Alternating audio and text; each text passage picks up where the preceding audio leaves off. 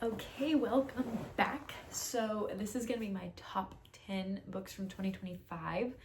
I don't think I'm going to give them in any particular order other than, oh gosh, I know my top one for fiction, and then for Christian literature, there's a couple that I really liked.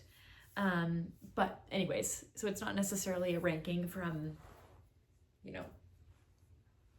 5 is the worst, 1 is the best, but these are just my top 5 in each category. Let's start with Christian literature. So this year I'll talk about my breakdown more, but typically in the mornings I'm reading a theology book, and then in the evenings and then in my other times throughout the day I'm reading a fiction book. So more on that later, but these are some of my favorite Christian literature books from the year. So there's this book called The Heart of Jesus, What He Really Thinks About You by Dane Ortland. If you've never read books by Ortland, which there's one other that I'm going to talk about in this video, he always has a very winsome way of talking about how God thinks of you, even in kind of your worst moments. And that is great encouragement if you call yourself a Christian.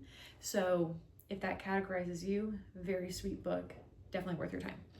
Another one that I want to talk about is The Air We Breathe, which I talked about in a previous video, but this is kind of the historicity of Christianity and how it affects our culture and everyday lives, and the things that we are sort of like benefiting off of every day.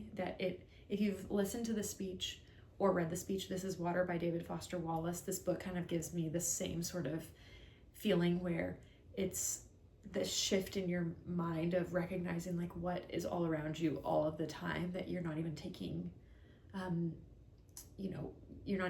account of. So that book is great. Short. Both of those books are pretty short, but The Air We Breathe is a little. Okay, this book, I haven't heard very many people talking about it, and it is an unsung hero. I loved this book, loved it. It's called Peace Over Perfection by Faith Chang. If you are a perfectionist and you struggle with almost feeling like you have to be feeling like you're punishing yourself in order to be achieving a level of perfection that's like righteous, and if you struggle with like kind of doing good works to be perfect, this is a wonderful book for you. I thought that was a little bark from one of my kids' toys. That's very funny. If you struggle with those same sorts of things, this book is great. I loved her writing style and just honestly some of the examples that she gave from her own life.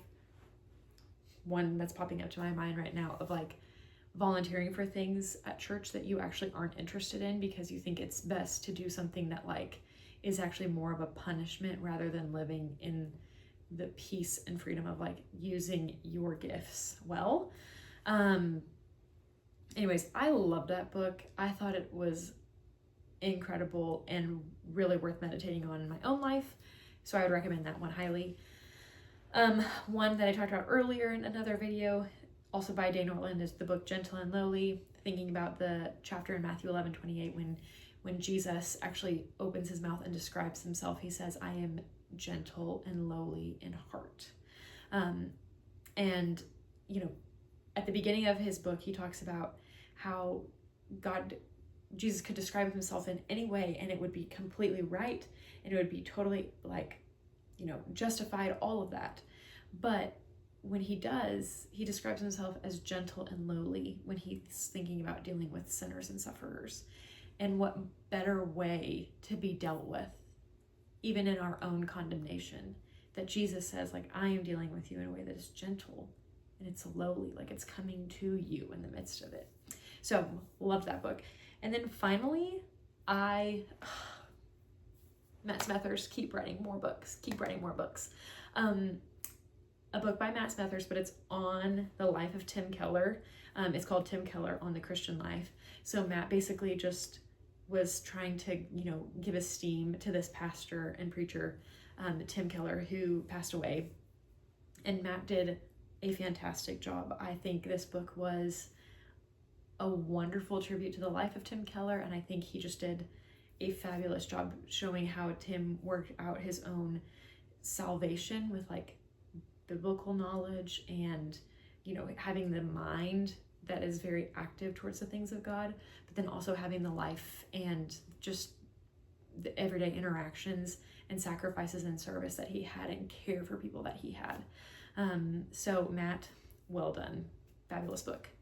Okay, just in the fiction category, these were my favorites from the year. So Gilead by Marilyn Robinson. I probably had the most quotations out of all of these books written down from that one. It was so fabulous and hit me right at a perfect point in my own life where I was thinking a lot about how the things in my life that are beautiful are also the things that make my life very small.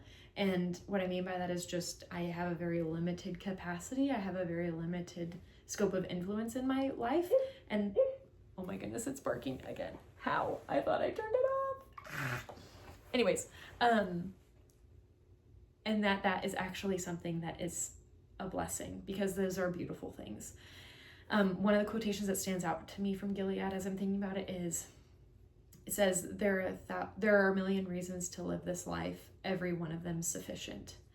And sometimes on days where I'm struggling or I'm just thinking, you know, I'm overwhelmed by something or I'm getting frustrated by sort of these trivial things in life, that's a quotation that reminds me that like there are truly a million reasons to be thankful for this life. And each one of those things in isolation is sufficient to keep living a good life. Love that book. On the totally opposite of the spectrum, a book that was very, very dark, but so interesting, and particularly thinking about the depravity of man and sort of like violence and the nature of humanity and what happens when sort of like you're left to your own devices. I'd never read a Cormac McCarthy book, and I don't know how, but I hadn't. So No Country for Old Men is making it into my top 5. Loved it. I will be reading more of his books this year. So that was 2. This is going to be a 3rd one. The Running Grave, talked about this series in a previous video, but The Running Grave by J.K. Rowling, Robert Galbraith. This was the one about the cult. That's the case that the 2 detectives are going through. I loved this book. I thought the case just made this book really, really special. And particularly in the way that you're looking at Robin, the detective in this book, because she's going undercover and is going to this cult. It was just 10 out of 10 stars. Loved it. Okay, then finally the last 2 books, which I talked about probably too much in my last video. Great Gatsby, for obvious reasons. This is one of those books that you read a good writer. Like I read books and I'm like, wow, that's a good writer. But then you read this book and you're like, that is a different level of writing. His sentences, his descriptions, the way that he's moving his novel and the way that he's like trying to get his reader to think about different themes. Truly immaculate.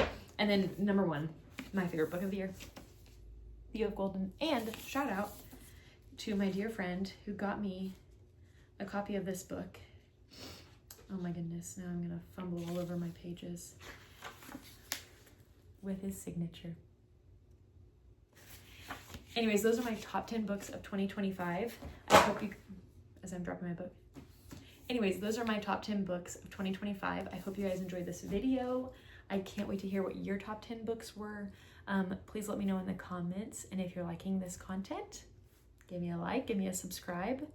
I'd love to see what you guys are reading and what you're looking forward to reading in 2026.